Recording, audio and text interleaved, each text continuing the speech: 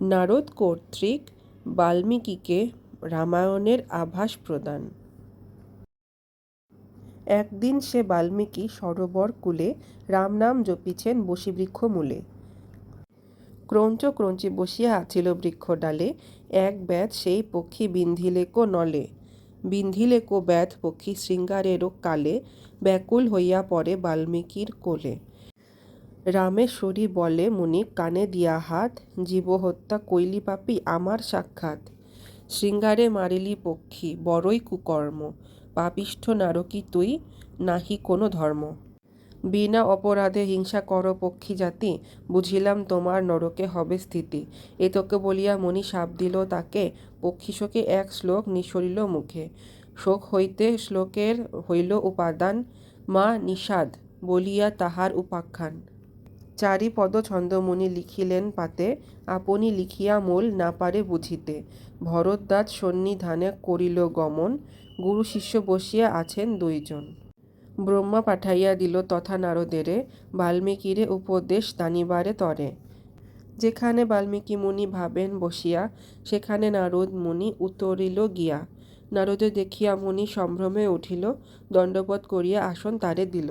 সেই শ্লোক শুনাইল মুনি নারদেরে, নারদ করিয়া অর্থ বুঝাইল তারে। এই শ্লোক ছন্দে তুমি করো রামায়ণ, উপদেশ কহি জানে তুমি সে ভাজন। সূর্যবংশে দশরথ হবে নরপতি, রাবণ বতীতে জন্মিবেন লক্ষ্মীপতি। শ্রীরাম ভরত আর শত্রুঘ্ন লক্ষণ, তিন গর্ভে জন্মিবেন এই চারিজন। সীতাদেবী জন্মিবেন জনকের ঘরে, ধনুর্বঙ্গ পণে তার বিবাহ তৎপরে।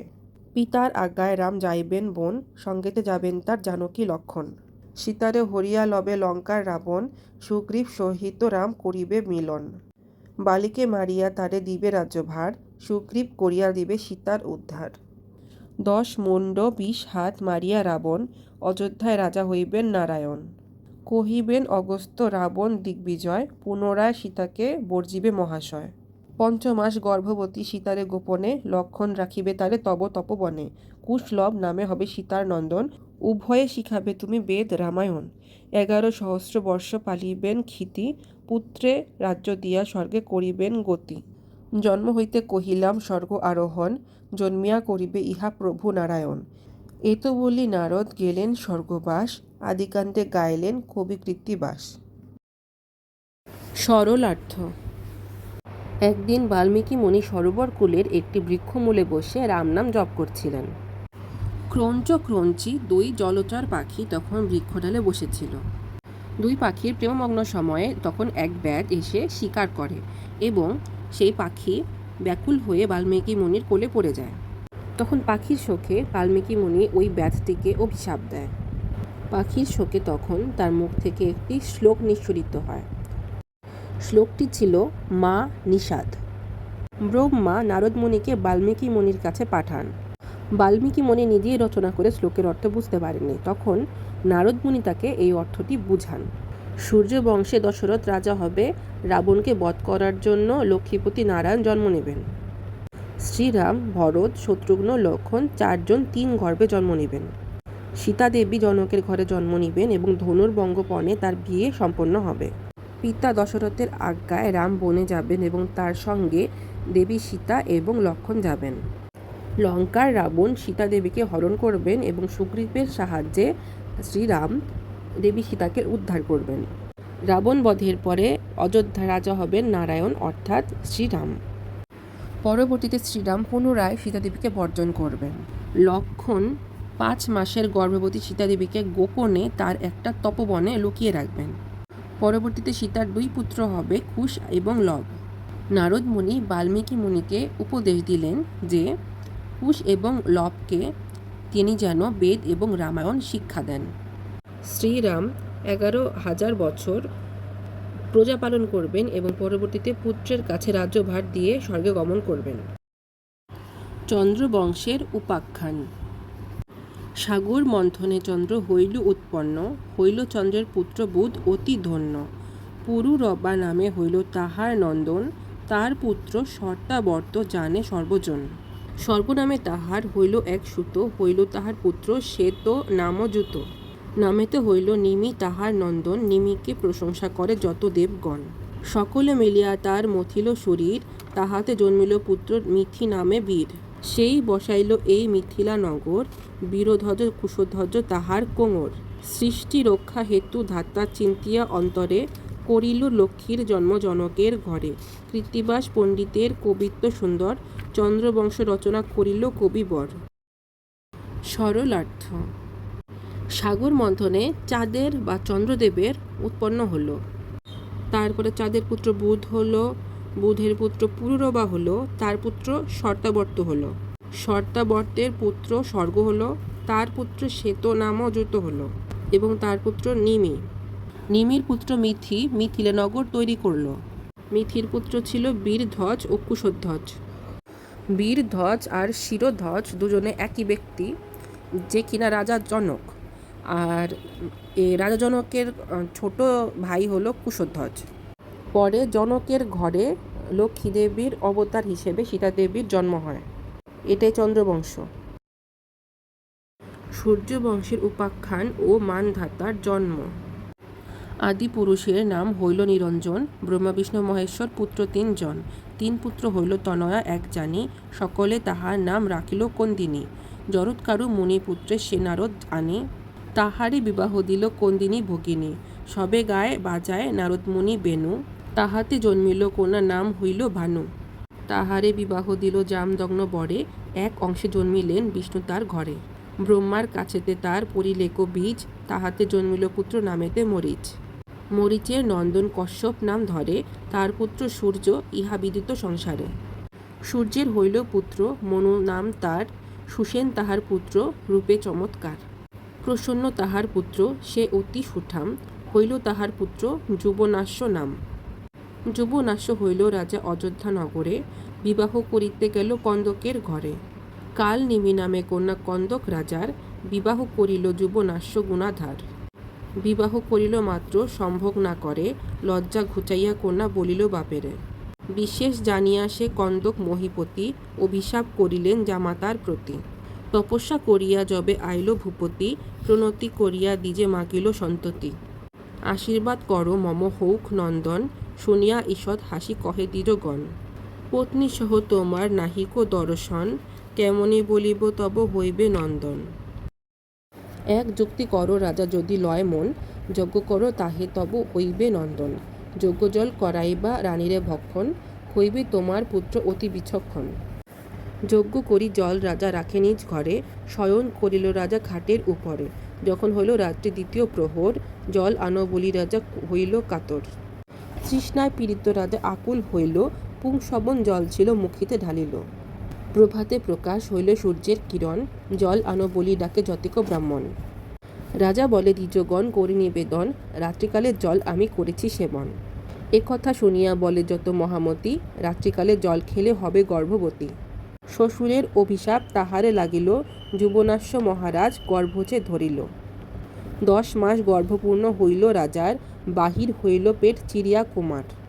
নৃপতি ত্যাজিল প্রাণ পেয়ে নানা ব্যথা, ব্রহ্মা আসি পুত্র নাম রাখিল মানধাতা।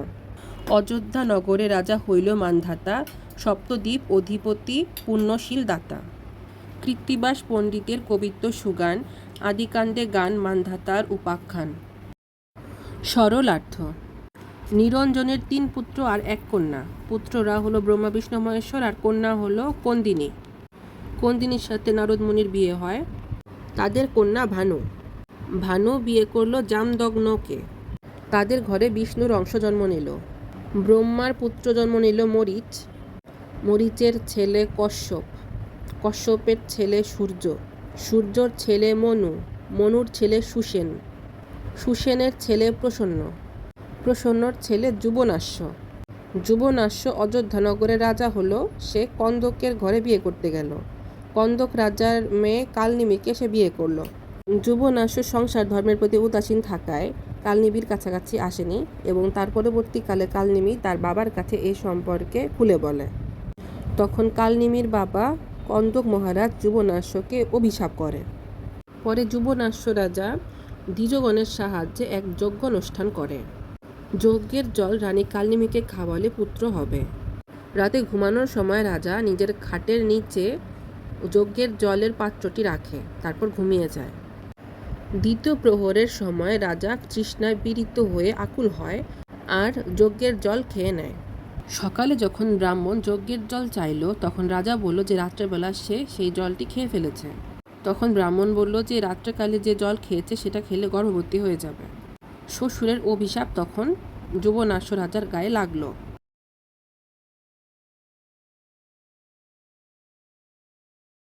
রাজা যুবনাশ গর্ভধারণ করল। 10 মাস পূর্ণ হওয়ার পরে রাজার পেট থেকে পুত্র সন্তান প্রসব হলো। পরবর্তীতে রাজা যুবনাশ মারা যায়। ব্রহ্মা এসে পুত্রের নাম মানধাতা রাখে। মানধাতা পরে অযোধ্যা নগরে রাজা হয়। সূর্য বংশ নির্বংশ ও অযোধ্যায় হারিতের রাজা হবন বৃত্তান্ত। মানধাতার তনয় হইল মুচুকুন্দ, সময় পাইলে তার হৃদয়ে আনন্দ। তাহার তনয় নাম পৃথু নৃপবর, যার রথচক্রে সপ্ত হইল সাগর। তার পুত্র হইল ইক্ষ্বাকু নরপতি, বশিষ্ঠ নারদে কইল রথের সারথি। শর্তাবর্ত নামে তার হইল কুমার, আর্যাবর্ত নামে পুত্র হইল তাহার। ভরত তাহার পুত্র অতি বলবান, যাহার হইতে উপজিল ভারত পুরাণ। জন্মিল তাহার পুত্র নামেতে ভূধর, খাণ্ড নামে তার পুত্র অতি ধনুর্ধর। খাণ্ডের হইল পুত্র দণ্ড নাম ধরে, প্রজার কামিনী কন্যা বলাৎকার করে। সব প্রজা কহিলেন রাজার গোচর, তব পুত্র হেতু ছাড়ি অযোধ্যা নগর। এ কথা শুনিয়া খাণ্ড বিষাদিত মন, পুত্রের বিবাহ রাজা দিল সেই ক্ষণ। পরে পাঠাইল রাজা দণ্ডের কাননে, প্রবেশ করিল দণ্ড সেই মহাবনে। কানন মধ্যেতে গিয়া দণ্ড নৃপবর, বসাইল দণ্ডারণ্য নামেতে নগর। তাহাতে বসতি করে শুক্র মুনিবর, পরিবারে দণ্ডনিত্য যায় তার ঘর। একদিন শুক্র গেল তপস্যা করিতে, হেনকালে দণ্ডরাজা গেলেন পড়িতে। শুক্রকন্যা অব্জা যায় পুষ্প আহরণে, দণ্ড তারে বলে মোরে তোষ আলিঙ্গনে। অব্জা বলে শুনো রাজা কহি তব ঠাই, পিতৃশিষ্য হও তুমি সম্বন্ধেতে ভাই। বিবাহ করিতে যদি লয় তব মন, পিতৃভৃত্য মানে তবে কর নিবেদন। রাজা বলে এ কথায় স্থির নহে মন, পাছে বিয়া হবে আগে দেহ আলিঙ্গন। গুরুকন্যা বলি রাজা না করে বিচার, পুষ্পোদ্যানে দণ্ড তারে করে বলাৎকার। প্রথম যুবক রাজা যুবতী মিলন, নখাঘাতে রক্তপাত হইল ততক্ষণ। তপস্যা করিয়া মুনি আইলেন ঘরে, আসুন সলিল অব্জা দিল মুনি বরে। দিনান্তে অভুক্ত মুনি পড়ে কলেবরে, কন্যারে দেখিয়া মুনি কুপিত অন্তরে। মুনি বলে অব্জা কন্যা দেখিয়ে কেমন, সর্বাঙ্গে তোমার দেখি শৃঙ্গার লক্ষণ। লজ্জা ঘুচাইয়া কন্যা কহে তার পাশ, তব শিষ্য দণ্ডরাজা কইল জাতিনাশ। এই কথা শুনিয়া কুপিল মুনিবর, দণ্ডক বলিয়া মুনি ডাকিল সত্বর। পুঁথি কাখে করি দণ্ড আসে পরিবারে, দেখিয়া ক্রোধেতে মুনি কহিল তাহারে। পড়াইয়া তোমারে যে দিয়াছি চেতন, তাহার দক্ষিণা ভালো দিলে হে এখন। এমন কুপুত্র যার জন্মে বংশেতে, নির্বংশ হোক খাণ্ড রাজা এদোষেতে। কোপ দৃষ্টে চাহিল তখন মহাঋষি, রাজ্যশুদ্ধ হইল সে দণ্ড ভস্য রাশি। অযোধ্যাতে খাণ্ড রাজা ত্যাজিল জীবন, নির্বংশ হইল সূর্যবংশের রাজন। অযোধ্যায় হইল রাজা বশিষ্ঠ ব্রাহ্মণ, পুত্রের সমান করি পালে প্রজাগণ। মুনি বলে জপ তপ সব নষ্ট কইনু, মিছা রাজ্য করিয়া এই জন্ম গঙ্গায়নু। ধ্যান করি জানিলেন বশিষ্ঠ ব্রাহ্মণ, হইবে অব্জার এক উত্তম নন্দন। যেই কালে অব্জা কন্যা ঋতুমতী ছিল, দণ্ডরাজা বলাৎকার তখনই করিল। ধ্যানে জানি বশিষ্ঠ কহেন শুক্রপ্রতি, পাঠাইয়া দেহ কন্যা রাজা হবে নাতি। তথ্য জানি শুক্রমণি হইল হৃষ্টমন, কন্যা পাঠাবার শয্যা করিল তখন। অব্জাকে পাঠান শুক্র অযোধ্যা নগর, অব্জার হইল এক অপূর্ব কোমর। হরণে হইল তার নাম যে হারিত, মুনি তারে আশিস করিল যথাচিত। দিনে দিনে বাড়ে শিশু যেন শশধর, 6 মাস মধ্যে অন্ন দিল মুনিবর। 1 বর্ষ হইল যেই রাজার কোমর, বসাইল লয়ে সিংহাসনের উপর। হারিত বলেন মাতো করি নিবেদন, অল্পকালে বিধবা হইলে কি কারণ। এই কথা শুনি রানী কহিল নিশ্চয়, তোমার বাপের সঙ্গে বিবাহ না হয়। তব পিতা মোরে করিল বলাৎকার, মম পিতা কইল তব পিতার সংহার। কৃত্তিবাস পণ্ডিতের রামায়ণ গান, আদিকাণ্ডে গাইল দণ্ডক উপাখ্যান। সরলার্থ। মানধাতার ছেলে মুচুকুন্দ, সে যুদ্ধ নিয়ে থাকতে পছন্দ করে। তার ছেলে পৃথু নৃপবর, সে আবার রথ চালাতে পছন্দ করে। পৃথুর পুত্র ইক্ষ্বাকু, সে বশিষ্ঠ নারদের রথের সারথি। ইক্ষ্বাকুর ছেলে শর্তাবর্ত, শর্তাবর্তের ছেলে আর্যাবর্ত। আর্যাবর্তের পুত্র ভরত, যার থেকে ভারত পুরাণের উৎপত্তি। ভরতের পুত্র ভূধর। ভূধরের পুত্র খাণ্ড, যে কিনা ধনুর্ধর ছিল। খাণ্ডের পুত্র দণ্ড, বংশের কুলাঙ্গার। দণ্ড প্রজার স্ত্রীকন্যা বলাৎকার করে, তাই প্রজারা রাজার কাছে আসে এবং বলে যে আপনার পুত্রের কারণে আমরা অযোধ্যানগর ছাড়ছি। খাণ্ড বিষাদগ্রস্ত হয়ে পড়ে আর পুত্রের বিবাহ দেয়। পরবর্তীকালে দণ্ডকে কাননে পাঠায় পড়াশোনা করার জন্য। কানন মহাবনে গিয়ে সে দণ্ডারণ্য নামে একটা নগর গঠন করে আর সেখানে শুক্রমণি বসবাস করে। পড়াশোনা করার জন্য প্রতিদিন শুক্রমণির ঘরে যাইত। একদিন শুক্র তপস্যা করার জন্য যায়। সেই সময় দণ্ড পড়াশোনা করার জন্য মণির বাড়িতে যায়। শুক্রের মেয়ে অব্জা তখন ফুল তুলতে গিয়েছিল।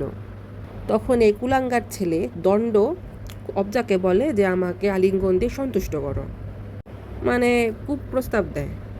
তখন অব্জা বুঝিয়ে বলে যে তুমি আমার পিতৃশিষ্য, মানে বাবার স্টুডেন্ট, তাহলে সেই সম্পর্কে তুমি আমার ভাই হও।